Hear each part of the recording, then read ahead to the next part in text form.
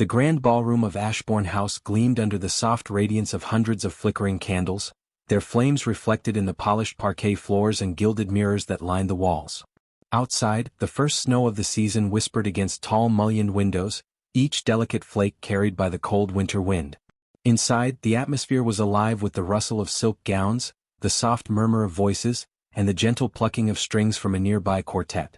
Gentlemen in tailored coats and polished boots moved with deliberate poise, and the ladies, adorned in intricate embroidery and layers of fine fabric, whispered behind fans as they assessed the newcomers.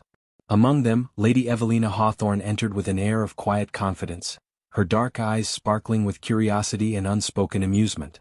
Though she bore the poise expected of a woman of her standing, there was a vivacity in her movement, a subtle defiance of the rigid expectations that society had cast upon her. It was not the grandeur of the room that drew the first whispers but the unusual assurance in Evelina's stride. She navigated the crowd with a grace that suggested familiarity with both admiration and disdain, and even the most observant guests could not ignore the undercurrent of intrigue surrounding her. "Did you hear?" one matron murmured to another, the sharp edge of judgment softening into a huff of disapproval. "She dares to smile so freely, as if she forgets the delicate proprieties of our society." Evelina, catching the comment from across the hall, allowed her lips to curve into the faintest of smiles. She was not unaware of the whispers that trailed her steps, but neither did she allow them to dictate her demeanor. To remain constrained by society's endless rules was to surrender a portion of one's spirit. She had long refused such diminishment. Among those observing with keen scrutiny was the Duke of Ashbourne, a man whose reputation was sculpted from iron and careful calculation. He stood near the grand staircase, hands clasped behind his back, the expression upon his face betraying nothing but a faint edge of irritation at the minor disruptions of a perfectly ordered evening. The Duke's eyes, sharp and discerning, followed Evelina as she moved through the room, noting the subtle tilt of her head, the determined steadiness of her posture. It was not common for someone of her age and social inexperience to command attention so thoroughly without provocation or scandal. Something about her presence stirred a reaction in him that he had not anticipated, an uncomfortable awareness that control, which he prized above all else, was quietly slipping beyond his grasp. The moment of confrontation came without ceremony. Evelina, drawn toward a display of rare porcelain vases near the eastern wall, paused to admire the delicate brushwork, her fingers hovering inches from the surface. Before she could reach out, a firm voice broke through the gentle hum of conversation. "Don't you dare touch me," the Duke warned. It was a statement delivered with precision and authority, the weight of expectation pressing down as heavily as the chandeliers above. Evelina froze instantly, the blood rushing to her cheeks as every whisper and glance from the surrounding guests seemed magnified. There was no malice in his tone, yet it carried a gravity that rendered her still, as if caught in the force of a silent current. She had encountered many men of influence, yet none possessed the ability to arrest her attention so completely, nor to impose a sudden stillness with a mere utterance.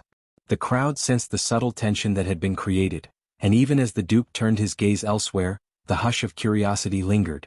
Some whispered, speculating on the nature of their encounter, while others assessed Evelina's response to his command. She lowered her hands slowly, her eyes meeting his across the room for the briefest of moments.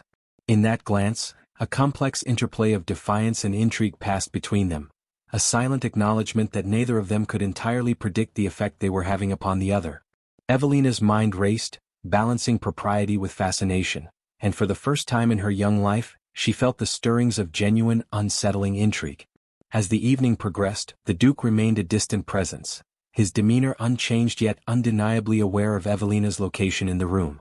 He conversed with other guests, maintaining his accustomed reserve, yet every so often, his eyes would flit toward her, assessing, calculating, restrained yet undeniably curious. Evelina, for her part, found herself drawn into the subtleties of observation. His rigid posture, the careful modulation of his speech, the precise way in which he managed his surroundings. She recognized in him a man accustomed to dominion, whose life was built upon the pillars of control and reputation, and she could not help but wonder how a heart capable of such restraint might respond when confronted with someone unafraid to challenge it. Throughout the night, Evelina remained at the periphery of society's scrutiny, alternately admired and whispered about, yet she carried herself with the composure of one intimately familiar with the theater of social expectation.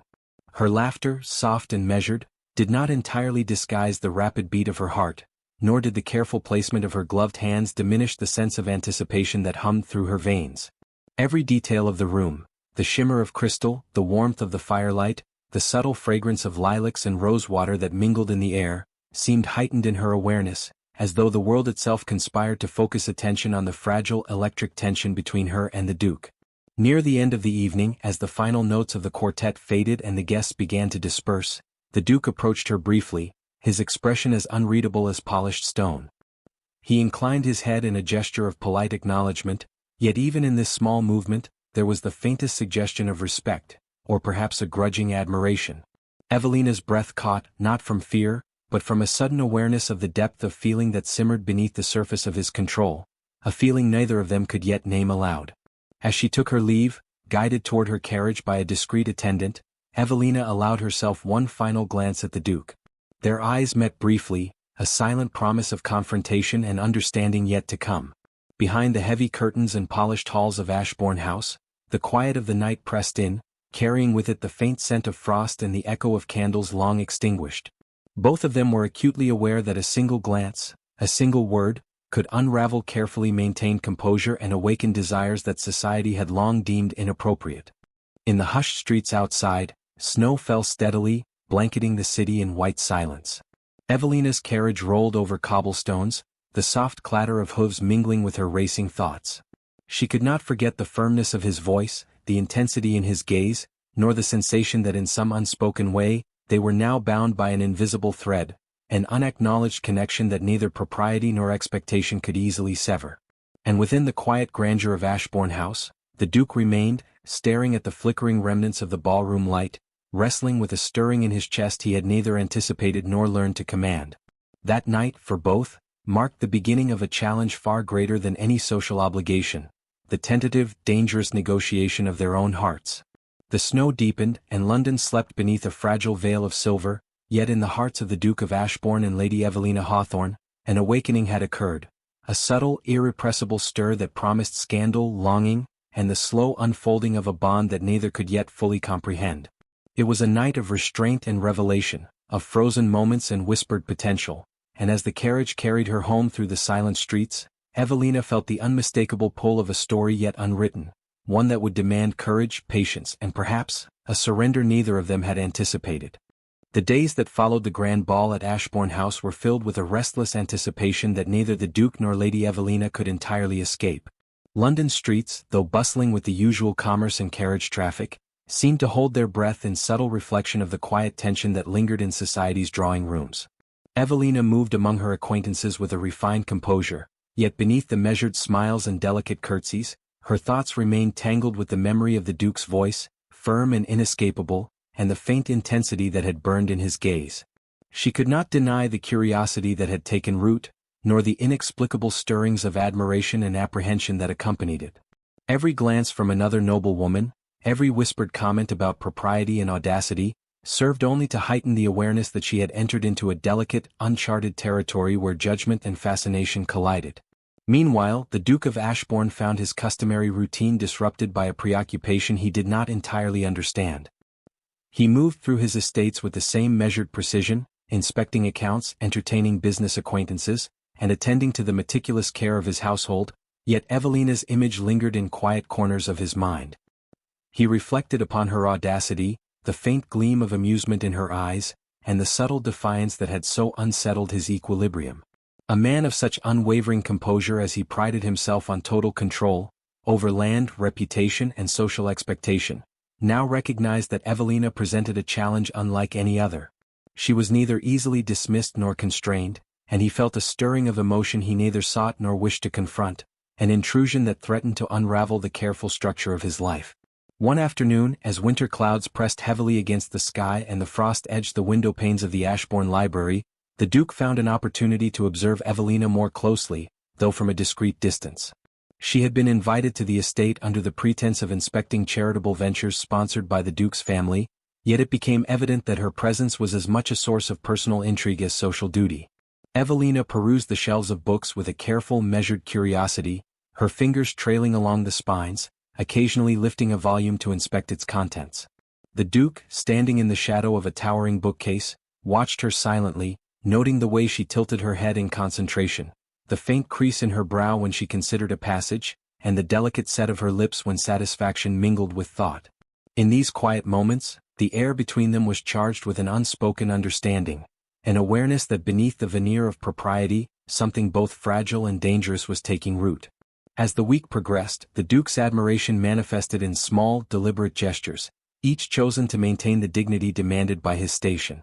Evelina began to notice these subtleties: a rare book placed upon her table with no explanation, a single bloom left in a porcelain vase near the drawing room where she often sat, a handwritten note of polite inquiry regarding her health and well-being. Each token, though understated, carried with it the unmistakable signature of intention and observation. Evelina, who had long been accustomed to the trappings of society and the empty courtesies of men in power, found herself unexpectedly moved. These gestures were not lavish or ostentatious, yet they spoke with clarity, revealing a depth of thought and feeling that belied the Duke's usual restraint. She pondered the meaning behind each act, caught between delight and the caution instilled by years of observing the rigid expectations of her class. However, society's ever-watchful gaze did not fail to notice the subtle exchanges between the two. Whispers began to circulate, a mixture of admiration, suspicion, and scandal. Some wondered if the Duke had taken a particular interest in Evelina, while others speculated on the propriety of such attentions, questioning whether a woman so spirited could ever maintain the social equilibrium expected of her station. Evelina, though aware of the scrutiny, maintained her composure with deliberate care. She greeted acquaintances with measured warmth, engaged in conversation with graceful intelligence, and allowed herself only fleeting moments of reflection upon the Duke's unseen attentions. Yet in private, she admitted to herself the thrill of his observation, the delicate tension of curiosity mingled with fear, and the strange exhilaration that came from encountering a man who, by every social measure, should have remained untouchable. The Duke himself wrestled with conflicting obligations. In his private chambers, late at night, he pondered the delicate balance between admiration and propriety, between the stirrings of a heart long trained to restraint and the awakening of sentiment that demanded expression. He considered Evelina's courage, her intellect, and her gentle insistence upon seeing the world with a clarity few dared employ.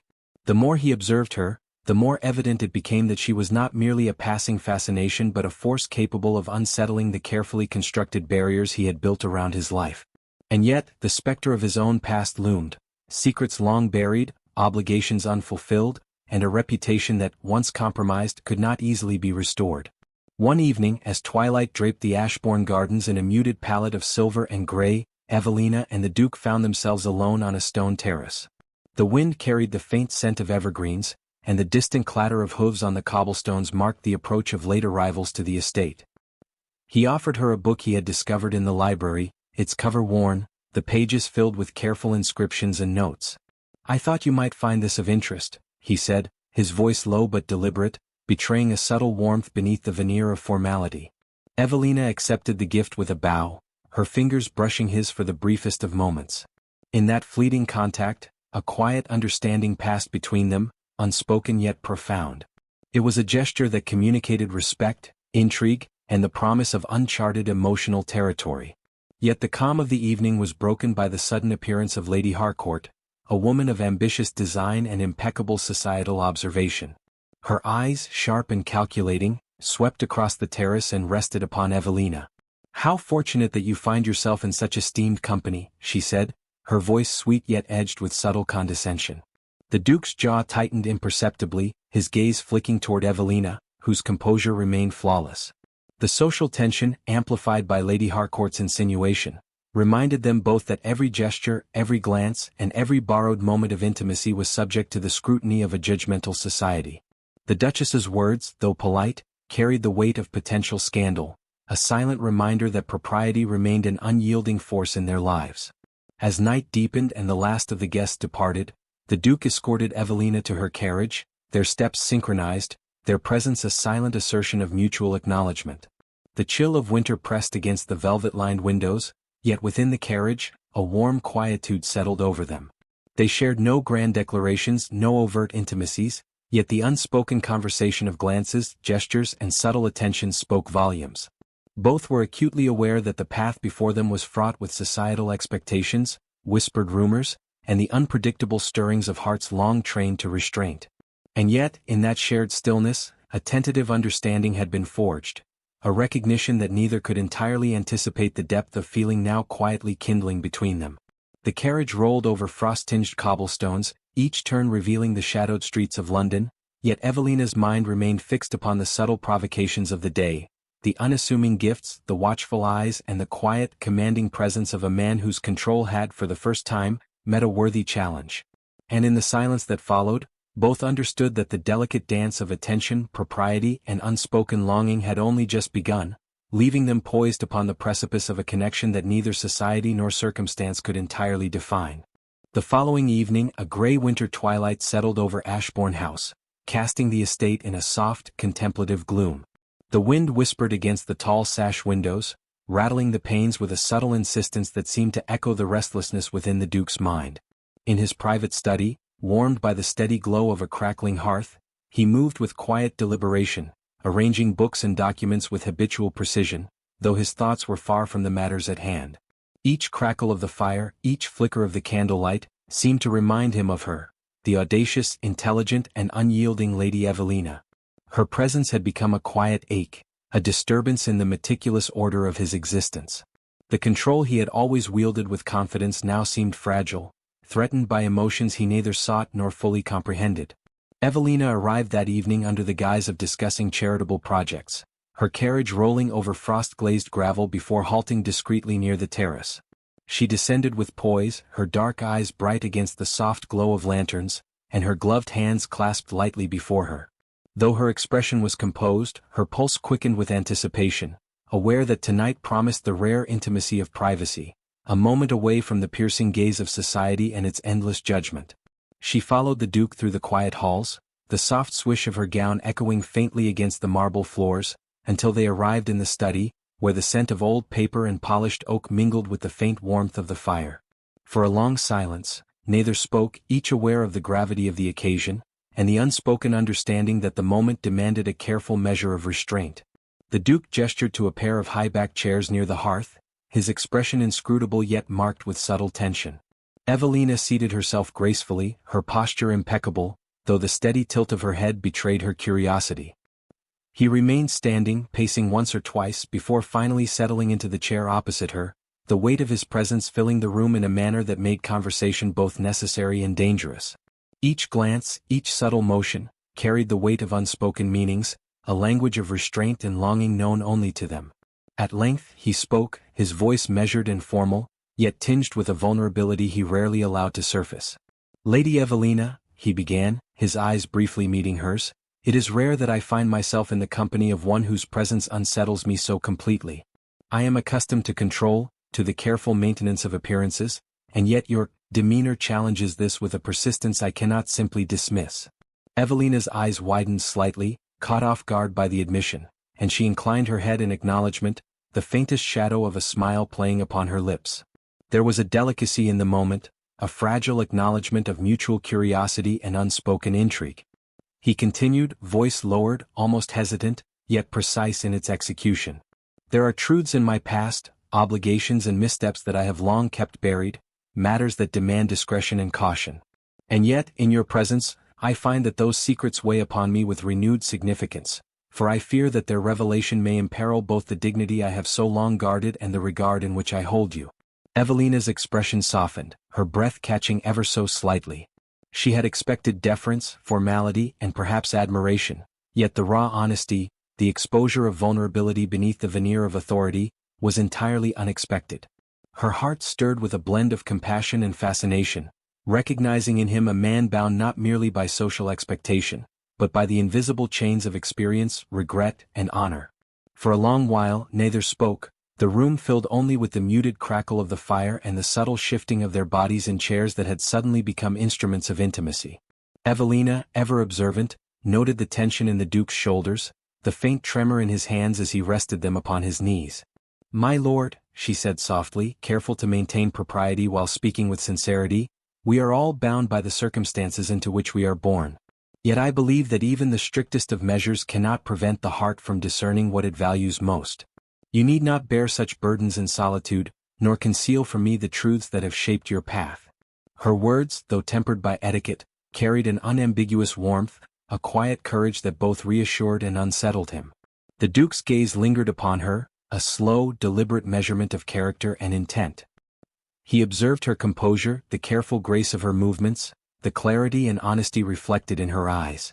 It was rare, he realized, to encounter a soul capable of both understanding and challenge, one who could engage not only with the exterior appearances but with the subtle intricacies of thought, emotion, and intention. A fleeting smile crossed his face, restrained yet unmistakable, and in that brief expression lay an acknowledgment of gratitude, of intrigue, and of the profound tension that existed between them. Evelina, emboldened by the gentleness of his acknowledgment, leaned slightly forward, her hands folded delicately in her lap. "You have carried your burdens with admirable dignity, my lord," she said. "But consider that dignity is not diminished by sharing it with another, nor is strength lessened when met with understanding. I do not presume to unravel what must remain private, yet I hope that in my presence you may find respite, however fleeting, from the weight you bear." Her voice was measured, articulate, yet carried a cadence that made each word linger in the silent air. The Duke, though careful to maintain his customary restraint, felt the profound impact of her confidence, the gentle persistence of her insight, and the undeniable pull of her presence upon his reason and his heart. The evening progressed in this quiet, deliberate intimacy, punctuated only by the occasional creak of the hearth or the distant chime of the estate's clock. Neither sought to dominate the conversation, nor to force the disclosure of sentiment prematurely. Instead, they existed within a shared understanding, where words were chosen with care, gestures carried meaning, and silences spoke volumes. The firelight reflected in their eyes, revealing flickers of unspoken thoughts, restrained longing, and mutual admiration. The world beyond the study, gossiping eyes, societal expectation, the careful choreography of propriety, was momentarily suspended, allowing them a space both fragile and essential.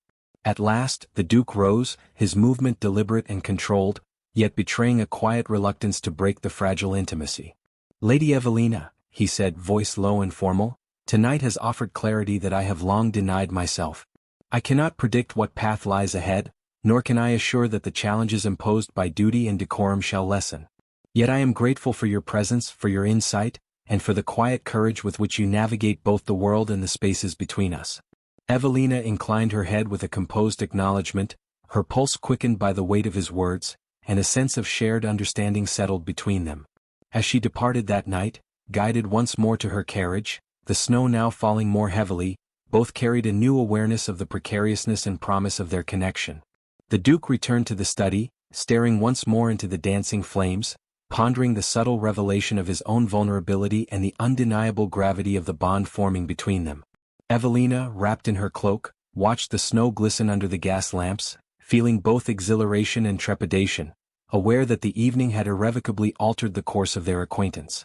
In the hush of night, beneath frost-laced windows and the muted glow of candlelight, both understood that the delicate, slow-burning tension between them had deepened, that the unspoken promise of trust and understanding had been forged, and that the challenges of society, propriety, and the secrets of the past would demand courage, discretion, and the persistent negotiation of hearts yet unclaimed. Winter had tightened its grip on London, wrapping the city in a quiet frost that pressed against every window pane and made the nights longer and more contemplative. Ashbourne House, normally austere in its elegance, seemed almost alive under the silver light of the full moon, the grand facades of its architecture softened by frost and shadow. Inside, the Duke paced his private gallery, his gloved hands clasped behind his back, mind restless with anticipation and uncertainty. The events of the past weeks, the subtle exchanges, the clandestine gifts, and the unspoken confessions, had shifted something fundamental in him. For the first time in years, he acknowledged a vulnerability he could neither deny nor control, the stirring of his own heart, a force that demanded attention despite the careful structures he had erected around his life. Lady Evelina arrived that evening with the crispness of a winter's night in her step, the carriage wheels crunching softly against the frost-laden gravel. She was dressed in a gown of deep emerald, the color accentuating the firelight in her eyes, and her dark hair was braided with understated elegance. As she descended, she felt a delicate tremor of anticipation, aware that tonight was not merely a continuation of polite conversation, but a confrontation of the emotions that had gradually, insistently, taken root between them. The air seemed charged, every breath drawn heavy with expectation, and every glance exchanged with the Duke carried the weight of unspoken possibility. The Duke greeted her with measured formality, Yet beneath the surface of his rigid composure, there was a quiet tremor of vulnerability. "Lady Evelina," he said, inclining his head, "I am pleased you have accepted the invitation this evening. The hour is late, and yet I wished for a private discourse, away from the eyes and ears of society, where truths may be considered without peril or judgment."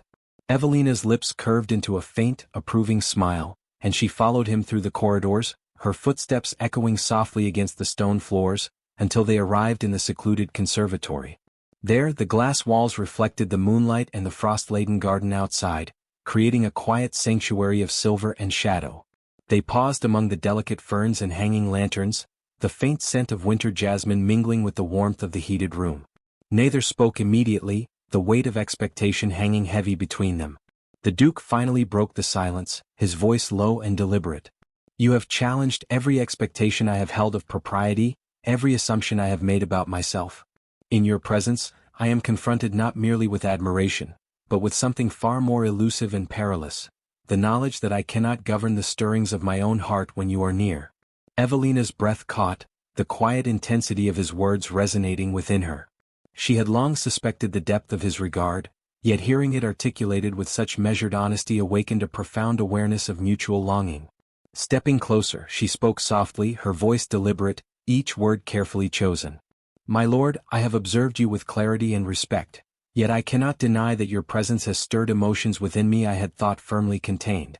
I am aware of the expectations of our station, yet the truth of feeling cannot be entirely constrained by society's rigid design."